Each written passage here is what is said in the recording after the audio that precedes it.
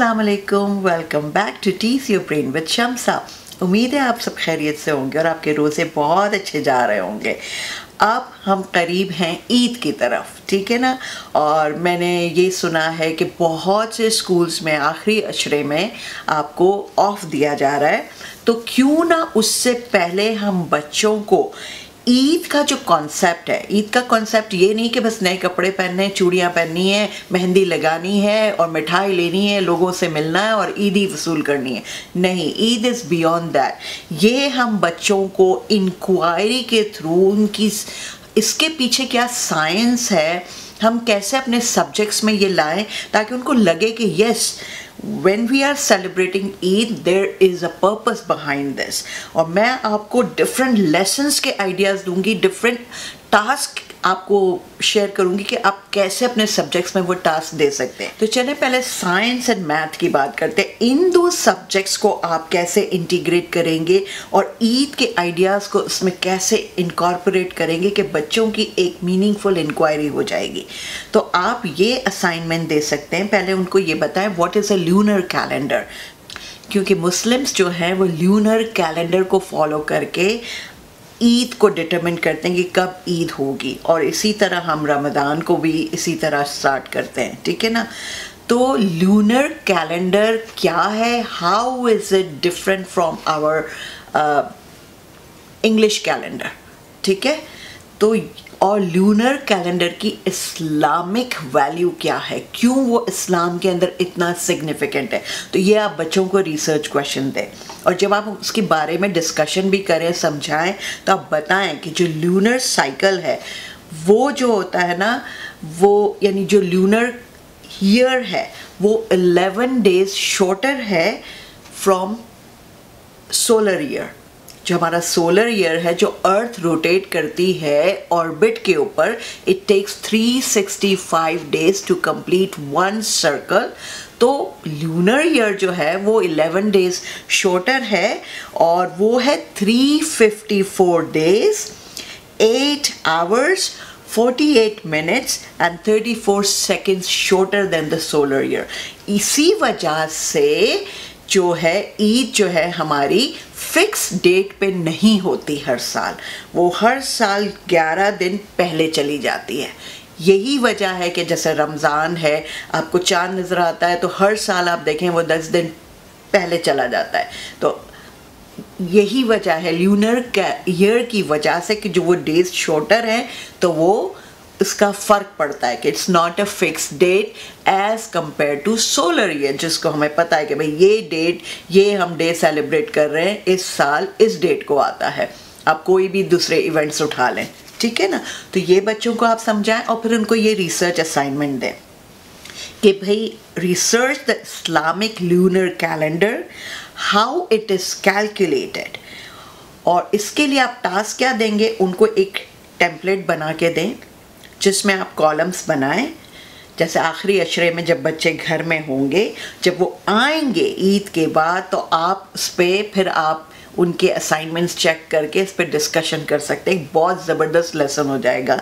उनको क्या टास्क देना है कि आप एक टेम्पलेट बनाएं, उसमें जो 10 दिन का कॉलम्स बना लें, ठीक है, day 1, day 2, day 3 and so on. आप उनको बोलें कि एक फ़िक्स टाइम दे दें कि इस वक्त रोज़ आप जाके मून को देखेंगे। तो बच्चे को लिखना है कि उसकी लोकेशन क्या है, वो छत पर जाकर देख रहा है या बाहर सड़क पर जाके देख रहा है, obviously with under adult supervision for security reason, ठीक है ना। तो वो देख रहा है, पेरेंट्स की भी लर्निंग हो जाएगी, इस तरह से पेरेंट्स भी इन्वॉल्व होंगे। तो वो देखें कि आज जो डे 1 था जहाँ से उसने शुरू किया ऑब्ज़र्व करना, ठीक है, उस वक्त मून की ब्राइटनेस क्या थी, कलर क्या था, थिकनेस क्या थी, ठीक है, और मून की लोकेशन इन द स्काई क्या थी, किस लोकेशन पर था, उसकी पोजीशन क्या थी, ठीक है ना। तो ये वो हर दिन का करें और आखिरी दिन जिस दिन हम कहते हैं कि ईद अनाउंस हो गए, उस वक्त ईद का चांद, हम कहते हैं ईद का चांद नज़र आ गया, तो what was it like on the last day when it was announce, what was the factor that it was announce that tomorrow is Eid, ठीक है ना। तो इससे बच्चों को समझ में आ जाएगा कि हम ये जो चांद की बात कर रहे हैं, रमज़ान उल मुबारक का चांद नज़र आ गया, ईद का चांद नज़र आ गया, इसके पीछे लॉजिक क्या है, इसके पीछे साइंस क्या है, हम कैसे, क्योंकि जब मैं छोटी थी मुझे समझ ही नहीं आता था कि ये चांद का चक्कर क्या है, क्यों चांद देखते हैं, ठीक है, क्योंकि हमारे टीचर्स ने हमको इस तरह पढ़ाया ही नहीं। लेकिन अब आप तो कर सकते हैं, ये साइंस माइंडेड, ये 21st सेंचुरी के स्टूडेंट्स हैं, आप इनको कराएं। तो ये मैं अब अपनी क्लास में करवा रही हूँ, तो मैंने कहा मैं आपसे शेयर करूँ, ठीक है। अच्छा, ये तो साइंस और मैथ का हो गया। अब आप सोशल स्टडीज़ की तरफ आए, तो सोशल स्टडीज़ में मैं जो है अपने बच्चों को ये असाइनमेंट दे रही हूँ कि what are different cultural diversities around Eid. बहुत से ममालिक हैं जो इस्लामिक हैं, बहुत से हैं जो नॉन इस्लामिक हैं, और वहाँ पे मेजॉरिटी मुस्लिम्स रहते हैं। आप कनाडा की एग्जांपल ले लें यहाँ पे, ठीक है, the official religion is Christianity, but there are millions of Muslims living in this country. तो कल्चरल डिवर्सिटी क्या है, हम ईद कैसे मनाते हैं, आप ईद इस्लामिक ममालिक में कैसे मनाते हैं, और इस्लामिक ममालिक में भी डिफरेंट ट्रेडिशंस हैं। पाकिस्तान की बात कर लें तो लेडीज़ जो हैं वो मस्जिद में नहीं जाती हैं, ठीक है ना, ईद नमाज अटेंड करने के लिए, मगर यही लेडीज़ आपको जब आप कतर और दूसरी जगहों पे जाएं, वो वहाँ पे विमेन के भी मॉस्क हैं, एक एरिया दिया हुआ है जहाँ विमेन मस्जिद में जाके नमाज अदा करती हैं। तो देखें कितना फ़र्क है।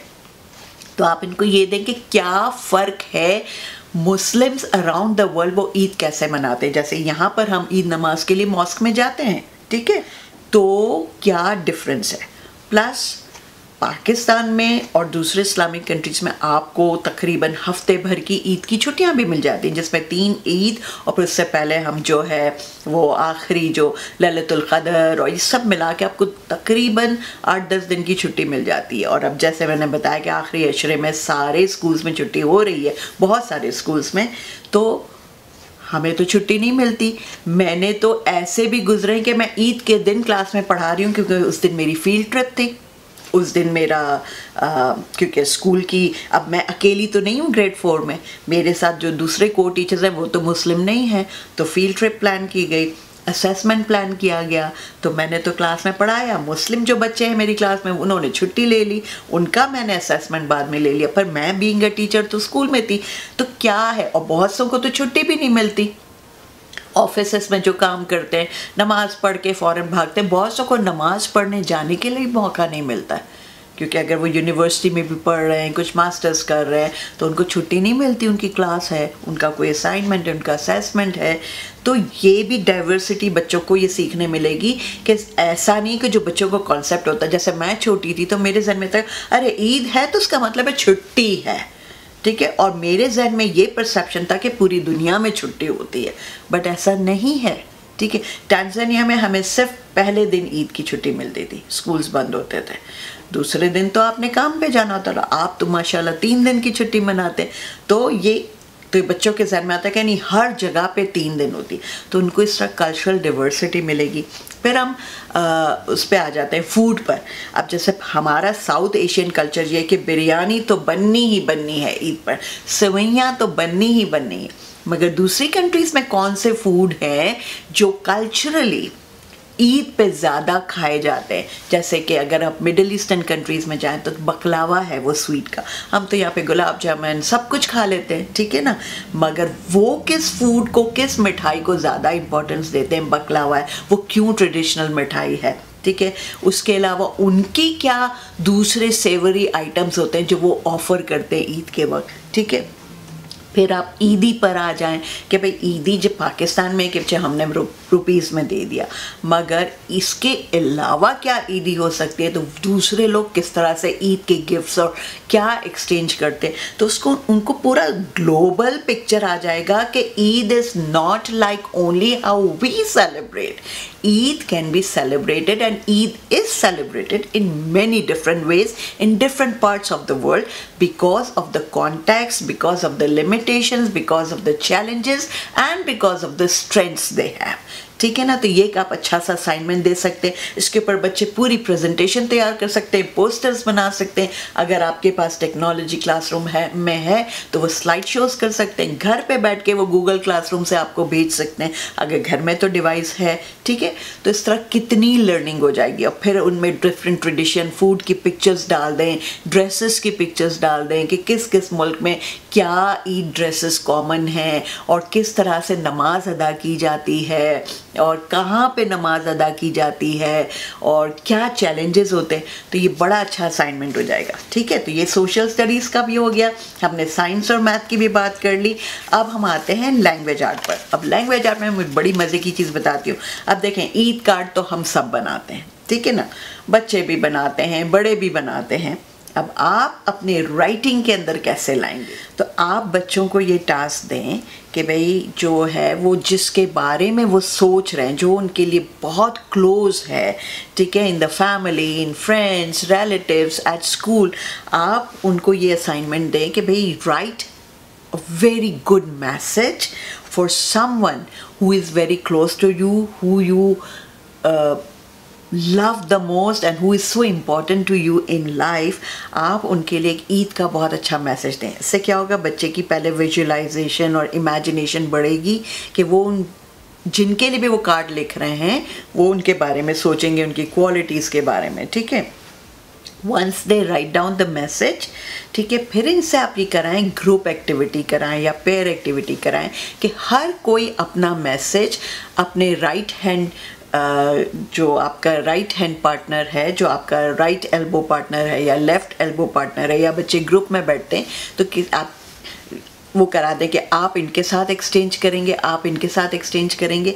तो हर कोई हर एक का मैसेज पढ़े, तो वो मैसेज पढ़ के एक दूसरे को फीडबैक दे कि भाई हाँ ये मैसेज अच्छा है, इसमें you could have added this, और इस मैसेज में ये बात बहुत अच्छी है, ये इसलिए अच्छी कि आपने यूँ इस तरह लिखा है। और फिर कंस्ट्रक्टिव फीडबैक इस तरह भी दें कि इसमें आप और कैसे बेहतर बना सकते हैं। इससे क्या होगा, बच्चे एक दूसरे की स्पेलिंग भी चेक करेंगे, पंक्चुएशन भी चेक करेंगे, उनकी वोकैबुलरी बढ़ेगी, उनकी हर चीज़ वो देखेंगे। लैंग्वेज का पूरा कॉन्सेप्ट इसमें आ गया, ठीक है ना। जब ये हो गया फिर आप इसमें विजुअल आर्ट का एलिमेंट ले आएँ इसी लैंग्वेज आर्ट के लेसन में। इनको कंस्ट्रक्शन पेपर्स दें, ठीक है, और उनको बोलें कि अब जो है वो का पेपर को जो है वो A4 साइज़ पेपर है, उसको फोल्ड करें, turn this into a card जो कि खुलता हो, ठीक है ना। वो खुल गया, आप ये मैसेज इसमें लिखें और फिर डेकोरेट योर कार्ड कि उस जिसके वाली आप कार्ड बना रहे हैं उनको सामने रख के कि उनको कौन से कलर्स पसंद हैं, उनको क्या पैटर्न्स अच्छे लगेंगे, कौन सी ड्राइंग अच्छी लगेगी। Do that drawing on the front of your card and right this message, ठीक है। जब ये हो गया फिर जो है आप बोलेंगे अब आपका कार्ड तैयार है, आप उनको देंगे ईद के वक्त, ठीक है। चलो ये तो एक हो गया। दूसरा मैंने कहा कि who is close to your heart, उनके लिए लिख लिया। दूसरा कार्ड आप बनवाएं, ये तो अपनी फैमिली वालों को देंगे और जो भी फ्रेंड्स हैं।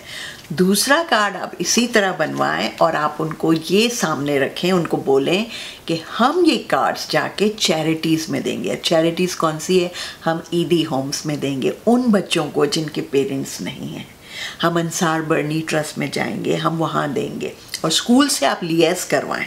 स्कूल नहीं करता तो आप तो कर सकते हैं, इट्स ओपन सोशल NGO, ठीक है ना। आप उनका कॉन्टैक्ट नंबर गूगल से निकालें और आप बोलें कि मैं बच्चों के कार्ड्स जाके वहाँ पे मैं ड्रॉप कर दूँगी ऑन बिहाफ ऑफ किड्स, ठीक है।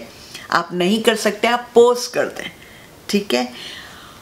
अगर पोस्ट भी नहीं कर सकते, एटलीस्ट बच्चे से ये करवाएं कि उसको ये लगे कि मैंने किसी के लिए कार्ड लिखा जिसका दुनिया में कोई नहीं है। हम ऑर्फनेजेस में सीनियर सिटीजन्स कितने वहाँ पर हैं, सीनियर होम्स हैं जहाँ पे ओल्ड एज पीपल रहते हैं। बहुत सौ के अनफॉर्चुनेटली फैमिलीज़ ने उनको छोड़ दिया है, बच्चों ने छोड़ दिया है उनको, तो उनके लिए कार्ड्स लिखें। इससे क्या होगा, उनको वो वैल्यू नज़र आएगी कि देखें ये लोग भी हैं दुनिया में जिनका कोई नहीं है, मगर कोई ना कोई तो है, वो मैं हूँ। I can make a difference in their life, ठीक है ना। तो ये बच्चों के अंदर एम्पैथी और लव, कंपैशन, काइंडनेस, ये वैल्यूज़ आएंगी। और पेरेंट्स आप भी कर सकते हैं घर में, टीचर्स की जिम्मेदारी नहीं है सिर्फ, आप ये घर में करें और आप बोलें कि ठीक है बच्चे को लेकर जाएं, आज हम ये सीनियर होम विजिट करेंगे, आज हम जाके उनके साथ मिलेंगे, थोड़ा टाइम स्पेंड करेंगे, उनको ईद कार्ड देंगे, तो बच्चे को लगेगा कि यस प्रैक्टिकली ये मैंने किया, सोचा और मुझे सपोर्ट मिला और मैं ये कर सका या मैं कर सकी। तो देखें मैंने ईद की खुशी मेरी दोबाला हो गई। ठीक है, आप बच्चों को लेके जाएं ईदी होम्स, तो कितनी चीज़ें कर सकती हैं। या बच्चे को बोलें कि मैंने पोस्ट कर दिया है, तो कितना एक मीनिंगफुल ईद सेलिब्रेशन हो जाएगा। ठीक है, ये सोशल स्टडीज़ हो गया आपका, राइट। अब हम आते हैं प्योर साइंस एंड आर्ट। अब मैं विजुअल आर्ट और साइंस को किस तरह से करूँगी। हिना एप्लीकेशन, मेहंदी। ठीक है, mehndi is a significant tradition in Islamic culture. बहुत से मौके पर शादी ब्याह हो, कोई भी फंक्शन हो, तो ईद हो तो ये लाजमी हो जाती है। आप बच्चों को ये असाइनमेंट दें कि what is the cultural significance of Hina application among Muslim population, among Muslim people all around the world. ये वो रिसर्च करेंगे। ठीक है, फिर आप उसको और इन डेप्थ लेकर जाएं और आप बोलें कि भाई इसके साइड इफ़ेक्ट क्या हैं। ठीक है, हिना जो है उसके क्या एलर्जीज़ हो सकती हैं। ठीक है, उसके बॉडी पे क्या इम्पैक्ट आता है, राइट, और उसके वेज क्या हैं उन एलर्जीज़ को रिड्यूस करने के लिए। वैसे तो हिना जो है वो प्लांट बेस्ड है। ठीक है, 90% ऑफ द केसेस कोई रिएक्शन नहीं होता, मगर जिनकी स्किन सेंसिटिव है, जिनको स्किन इन्फेक्शंस होते हैं, जो स्किन रिएक्शन जिनकी होती है, रिएक्ट करती है बहुत जल्दी, ठीक है, तो उनको henna is it okay for them to apply. ठीक है, ऐसे बहुत से बच्चे होंगे जिनकी हिडन एलर्जीज़ है, हमको पता नहीं है, राइट, और फिर हम कहते हैं कि अगर इसको कुछ हुआ है तो कोई और रैशेस हो गए स्किन पे, तो किसी और वजह से हुआ होगा। हो सकता है हिना से, बिकॉज आजकल जो मार्केट में आ रही हैं मेहंदी, उसमें बहुत से केमिकल्स भी इस्तेमाल होते हैं। ओरिजिनली जो मदर्स जो घर में करती हैं, जो पीसती हैं, तो वो तो हमें पता है प्योर है, मगर जो मार्केट में कमर्शियल बेसिस पे आ गया तो उसमें तो केमिकल्स भी हैं, जिससे रंग बहुत गहरा हो जाता है।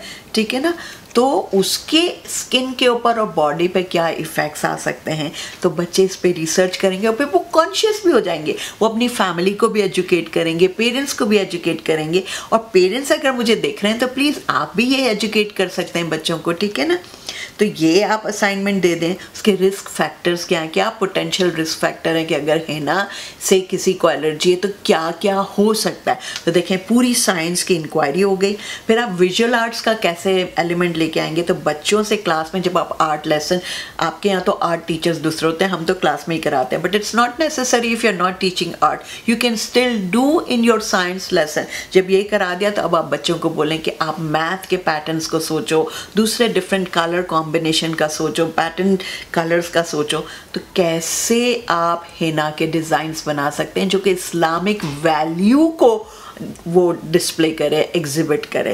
इस्लामिक वैल्यू को सामने रख के आप हिना के डिज़ाइंस बनाएं, तो देखें बच्चों की इमेजिनेशन, उनकी क्रिएटिविटी कहाँ पहुँचेगी। तो देखें, आज मैंने आपको कितने सारे आइडियाज़ दे दिए कि बीइंग अ टीचर आप मिरेक्युलसली क्या क्या कर सकते हैं क्लास में। बात यह कि आप करें। बीइंग अ पेरेंट, आप घर में आप होम स्कूलिंग करते हैं, चाहे होम स्कूलिंग कर रहे हो और ना कर रहे हो, बच्चे तो हैं ना घर में, तो आप देखें क्या क्या आप घर में कर सकते हैं। वो चीज़ अगर स्कूल नहीं दे पा रहा है, आप तो दे सकते हैं। ठीक है, और teachers please make education meaningful like this. सिर्फ सिलेबस में 2-3 लाइनें लिखी हुई हैं, जो लाइनें हैं वही हमें कराना, दैट्स नॉट एजुकेशन। वो उन लाइनों को एक्सपेंड कैसे करना है, इलैबोरेट कैसे करना है, बच्चे को रियल लाइफ से कैसे कनेक्ट करके आपको सिखाना है। ठीक है ना, तो इंशाल्लाह आप इस तरह करेंगे, फिर देखें आपके बच्चों का दिमाग, फिर तो वो वैसे ही पाकिस्तानी ब्रेन इतना ज़्यादा, मैं कहूँगी Pakistani brain is so rich.